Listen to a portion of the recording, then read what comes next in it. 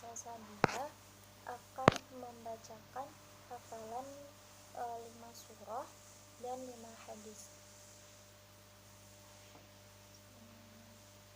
A'udzu billahi minasyaitonir rajim.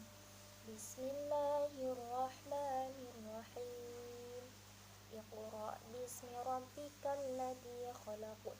Khalaqal insana min 'alaq. Iqra wa rabbukal akram. Alladzi 'allama bil qalam. 'Allamal insana ma lam ya'lam. Yang artinya, bacalah dengan menyebut nama Tuhanmu yang menciptakan. Kemudian Dia menciptakan manusia dari segumpal darah. Yang ketiga yaitu bacalah, dan Tuhanmu lah yang maha pemurah, yang mengajar manusia dengan perantaraan kalam. Kemudian dia mengajarkan manusia terhadap apa yang tidak diketahuinya. Kandungan surah dari surat Al-Alaq ayat 1-5 ini adalah yang pertama itu selalu menyebutkan nama Allah yang telah dicontohkan pada ayat yang pertama, yakni Allah itu berpesan kepada manusia bahwa dalam setiap aktivitas lebih baik untuk selalu menyebut dan menyertakan Allah Subhanahu wa taala. Dengan cara ini iman akan baik. Dengan cara ini iman akan selalu meningkat, dan karena semua aktivitas yang dilakukan murni karena Allah Subhanahu wa taala. Kemudian yang kedua, membiasakan membaca, karena membaca adalah hal yang penting dalam kehidupan manusia.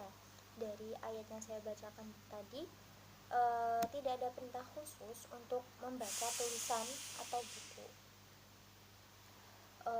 Membaca dipahami dalam skala yang lebih besar, yaitu membaca kondisi sosial dan lingkungan sekitar. Tujuannya melatih diri untuk meningkatkan kepekaan, empati, dan kepedulian terhadap orang lain. Kemudian yang ketiga, selalu berusaha dan pantang menyerah. Karena tidak semudah yang dibayangkan ketika malaikat Jibril menurunkan wahyu kepada Nabi Muhammad, dia terus berusaha untuk menuntun Nabi Muhammad agar bacaannya itu sama sesuai dengan apa yang disampaikan oleh malaikat Jibril. Kemudian surah yang kedua yaitu A'udzu billahi minasyaitonir rajim. Yarfa'illahu walladzina amanu minkum walladzina utul ilma darajat.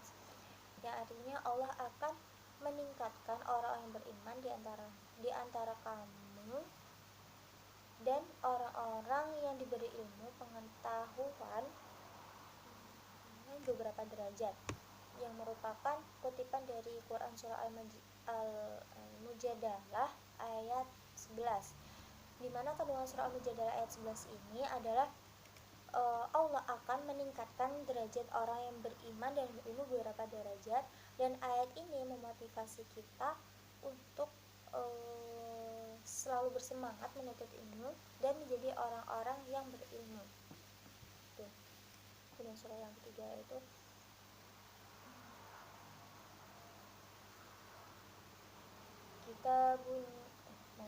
A'udzu billahi minasyaitonir rajim.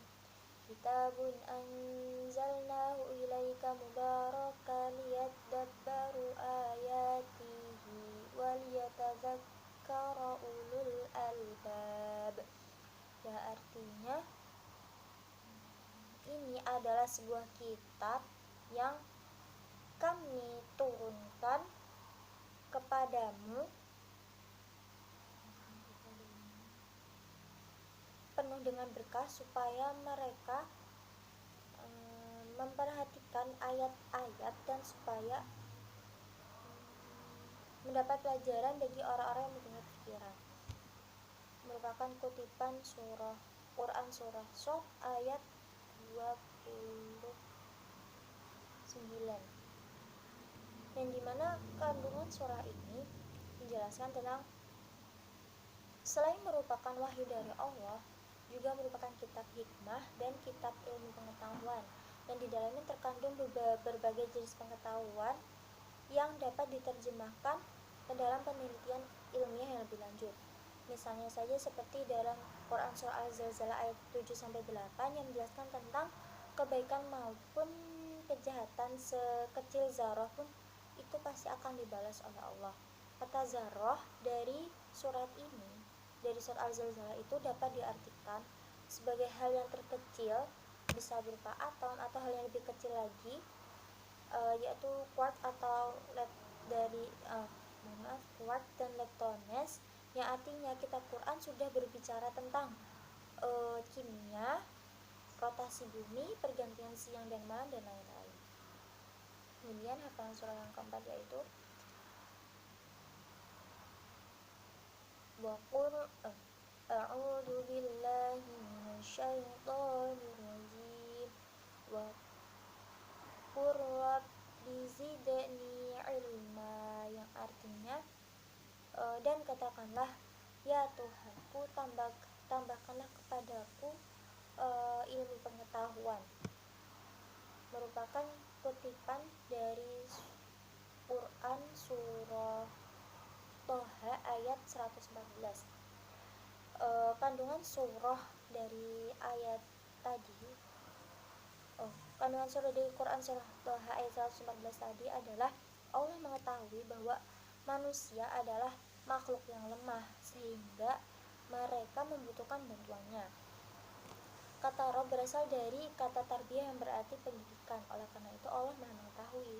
Meminta pertolongan kepada Allah untuk mendapatkan ilmu, dan ilmu yang lebih banyak adalah hal yang sangat wajar karena Allah mengetahui segala sesuatu yang tidak diketahui oleh makhluknya, bahkan lebih mengetahui batas pengetahuan manusia laki-laki maupun pengetahuan perempuan. Dalam menuntut ilmu ada dua hal yang harus diperhatikan. Yang pertama itu ada ikhtiar dan menuntut ilmu, dan keimanan kepada Allah yang diwujudkan melalui doa. Dalam ayat Toha ayat 114 tadi itu kita diminta untuk memohon kepada Allah, memohon kepada Allah untuk ditambah ilmu atau agar Allah menambah ilmu. Apa yang ditambahkan itu tidak bisa turun dengan sendirinya, tetapi harus datang melalui usaha kita sebagai manusia. Hasil akhir dari usaha kita itu akan ditentukan oleh Allah. Yang pasti apapun itu yang dilakukan dengan baik demi kebaikan juga akan menuai kebaikan. Kemudian hafalan surah yang kelima yaitu Quran surah Al-Kahfi ayat 66 yang bunyinya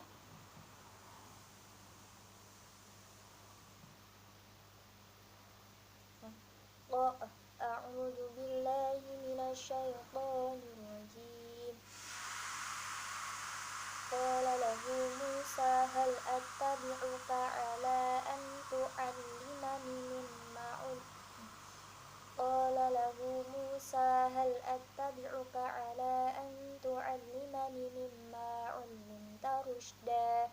Yang artinya Musa berkata kepada Khidir, bolehkah aku mengikutimu supaya kamu mengajarkan kepadaku ilmu yang benar di antara ilmu-ilmu yang telah diajarkan kepadamu, yang merupakan kutipan dari Quran surah Al-Kahfi ayat 66. Di kandungan dari kutipan surah Al-Kahfi ayat 66 ini adalah sudah banyak literatur yang dijelaskan tentang perjalanan Nabi Musa menemui Nabi Khidir, yaitu sehingga bahwa terdapat di atas langit pasti ada langit lagi, dan di atas kecerdasan kita masih ada lagi orang yang lebih cerdas, sehingga kita tidak boleh sombong dengan ilmu yang kita miliki atau sudah merasa lebih pintar dari orang lain sehingga tidak perlu belajar lagi. Karena belajar itu sepanjang hidup, sebagaimana yang disabdakan oleh Rasulullah SAW. Beliau bersabda, belajar itu dimulai dari buayan ibu hingga ke liang lahat.